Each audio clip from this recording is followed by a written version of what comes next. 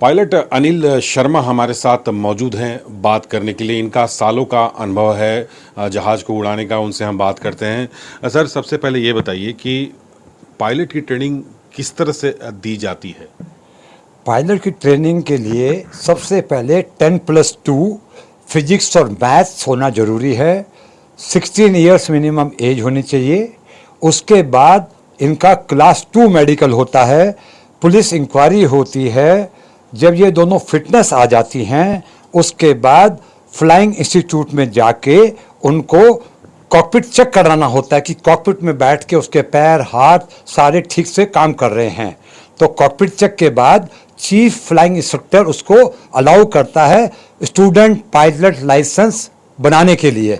और जब student pilot licence उसका बन जाता है, उसके बाद हम उसको जहाज के अंदर बिठाते हैं। This is the way to become a pilot. तो सर, बेस पायलट और फाइटर पायलट की ट्रेनिंग क्या एक जैसे होती है या अलग अलग होती है?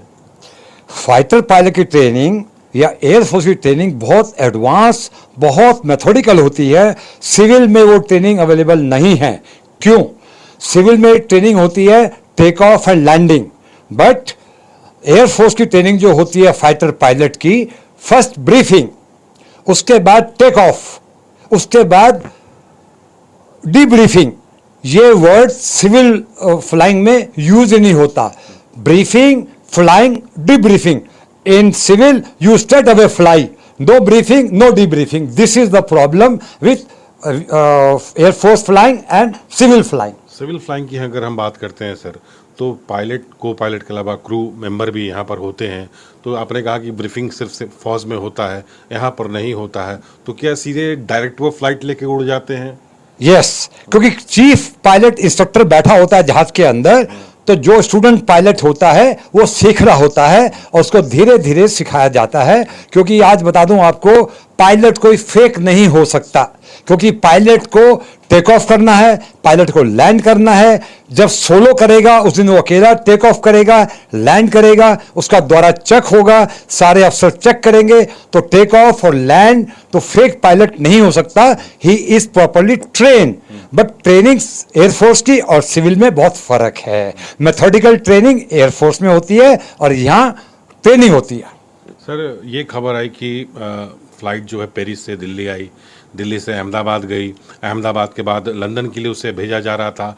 तो एक एयरबेस को सर देखा जाए तो क्या उसको रेस्ट मिलता है या नहीं? रेस्ट मिलता है एक जगह से दूसरे जगह पे आने पे, तो कितने घंटे का रेस्ट मिलता है? देखिए, जहाज में जहाज उड़ता रहता है, जहाज में स्नैग आते रहते हैं। कमांडर नोट कर रहा होता है। जैसे जहाज लैंड करता है, DIR डेली इंस्पेक्शन रिपोर्ट जहाज में होती है। तो जो कमांडर ने स्नैग लिखे, लैंड करने के बाद पूरी टीम इंजीनियर्स की आती है, वो सारे स्नैग रिमूव करती है। और FDTL flying duty time limit maximum 11 से 12 घंटे होता है। 11 से 12 घंटे के बाद FDTL के अकॉर्डिंग पूरा स्टाफ चेंज होता है। दिस इज द ICAO और DGCA rule and this is apply in whole world. Sir, DGCA rule की बात आप कर रहे हैं, तो अब प्राइवेट नौकरी की बात होती है तो ये होता है, कहा जाता है कि जो क्रू मेंबर्स होते हैं उन्हें घंटों से ज़्यादा काम कराया जाता है, क्योंकि या नहीं करने पर नौकरी से निकालने की धमकी। पायलटों के साथ भी ऐसा ही होता है। तो सर, पायलट को भी क्या रेस्ट मिलता है, क्रू मेंबर को भी रेस्ट मिलता है? क्या ऐसी कोई घटना होती है कि अगर काम नहीं करोगे नौकरी से निकाल दिए जाओगे? ऐसा कोई कभी ऐसा नहीं आया कि पायलट को ओवरबर्डन होती है, कभी ऐसा नहीं होता। 12 घंटे का रेस्ट उसको जायज मिलना है। जहां उसका FDTL हुआ, बल्कि जहाज टारमेक पे खड़ा हुआ है, पैसेंजर बैठे हुए हैं, अगर FDTL पूरा हो गया पायलट का तो उतर जाते हैं वो। उसके बाद सारे पैसेंजर को ठहराना पड़ता है, दूसरा क्रू आएगा। FDTL से ऊपर कोई भी काम नहीं कर सकता, चाहे वो प्राइवेट एयरलाइंस हो, चाहे वो गवर्नमेंट एयरलाइंस हो। FDTL is mandatory and it is very very strictly लागू होता है। लेकिन सर एक खबर इस तरह की आई कि एयर इंडिया की एक क्रू मेंबर थी, उसको 100 डिग्री से ज़्यादा बुखार था, फिर उसकी ड्यूटी लगा दिया गया। इस खबर को बताया जा रहा है कि दबा दिया गया, सामने नहीं लाया गया। क्या ऐसा कोई खबर आपको लगता है कि ऐसा हो सकता है? वो मेडिकल प्रॉब्लम हो सकती है, बट 12 घंटे की नौकरी के बाद उसको फिर जहाज में भेजा, this I can not admit, she was not well. और वो होता क्या है कि इन लोगों को रिपोर्ट पहले करनी होती है। ये जो बता रहे हैं 12 घंटे के बाद नहीं भेजा जा सकता है, इसकी चेकिंग कौन करता है? वो तो खुद कंपनी के स्टाफ ही करते होंगे। जो आदमी फ्लाई करता है, जो आदमी क्रू मेंबर होता है, उसको सब पता होता है and he can always say no. कभी नौकरी से निकाल सकते हैं उसको इसके ऊपर, क्योंकि पूरी यूनियंस है और इन फ्लाइट सर्विस के इंचार्ज होते हैं, कमांडर को पता होता है। ऐसा नहीं होता जो आप कह रहे हैं, कभी नहीं होता ऐसा।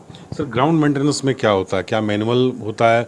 उसके बाद क्या होता है? और ये जो घटना सर हुआ अहमदाबाद में, जैसा आपने बता रहे हैं कि सब कुछ तैयारी के साथ होता है, तो इसको कहाँ चूक आपको लगता है सर? क्योंकि सालों का आपका अनुभव है, आपको खुद जहाज़ उड़ाने का आपको अनुभव है, आपने कई पायलट हर साल आप बनाते हैं, तो क्या आपको लगता है? थोड़ा सा ग्राउंड मैनुअल के बारे में हमारे दर्शकों को बताइए। चीफ इंजीनियर जैसे जहाज लैंड करता है, कमांडर ने उसमें स्नैग लिखे हैं, तो पूरी पूरी की टीम सारे स्नैग रिमूव करने के बाद काउंटर चेक करती है इंजीनियर, चीफ इंजीनियर। उसके बाद जो कमांडर आता है, DIR चेक करता है what was the snag and it has been rectified और नो, काउंटर चेक करता है। जहाज में छोटा भी स्नैग नहीं हो सकता। यो कार थोड़ी है, खराब होगी तो रास्ते में रोक लो। It is foolproof system in the aircraft, once you take off nothing will go wrong.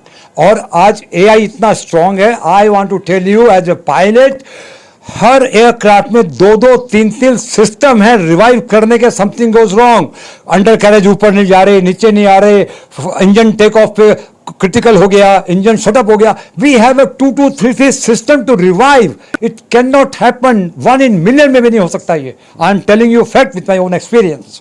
यहाँ क्या लगता है सर कि कहाँ चूक हुई होगी ये जो घटना हुई है? Yes, it is very good question you are asked me. Aircraft was okay, on a ground everything was okay. सबसे बड़ी प्रॉब्लम क्या होती है, जब एक कंपनी से दूसरी कंपनी में टेक ओवर होता है तो प्रोसीजर चेंज होना शुरू हो जाता है। पहले क्या होता था, कमांडर मुंह से बोलता था counter check, cockpit check. Cockpit check में कमांडर बोलता है under carriage up, this is this, copilot follow करता है इंस्ट्रक्शन, काउंटर चेक करता होता है। तो any mistake done by the commander copilot देख लेता है, और को पायलट नहीं करता तो कमांडर देख लेता है। तो अभी जब से ये प्राइवेट एयरलाइंस बनी है, एयर इंडिया में से उधर गई है, तो थोड़ा सा प्रोसीजर चेंज होता है। I don't know what is the change, but there is a procedure change, number 1।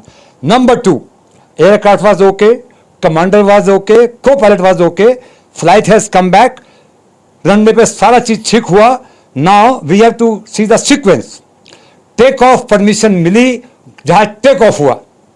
Take off होने के बाद कमांडर जब टेक ऑफ करता है, it is V1। V1 means safe speed to take off. V1 के बाद VR, rotate. Commander says rotate और को पायलट से रोटेट, बिकॉज एक आदमी बाहर देख रहा होता है, एक आदमी मीटर देख रहा होता है। बाहर क्यों देखता है? इसलिए देखता है कि अगर बर्ड हिट ना हो जाए। तो कमांडर का काम है टेक ऑफ करना और को पायलट का काम है देखना, meter. The moment V1 cross, he said V1 cross, VR rotate. The moment he rotate, aircraft has gone up. When aircraft has gone up, it has not come to V2 stage. So accident took place between V1 and V2, VR and V2. This is the very critical position. We must analyze. Aircraft was okay, engine was okay, VR okay. It could not reach on V2 fast. Engine failure. नहीं, ये भी तो हो सकता है sir कि जो senior pilots जो भी दिशा दे रहे थे, जल्दी में ऐसा कोई बटन दब गया जिस कारण से विमान नीचे जाने लगा। ऐसा कभी नहीं होता। वंस टेक ऑफ, जब टेक ऑफ हुआ, जहाज ग्राउंड रन लिया है, ग्राउंड रन के बाद V1 स्टेज क्लियर हुई है, उसके बाद VR रोटेट के बाद जहाज उठा है, everything was okay. There is no button you have to touch, no button.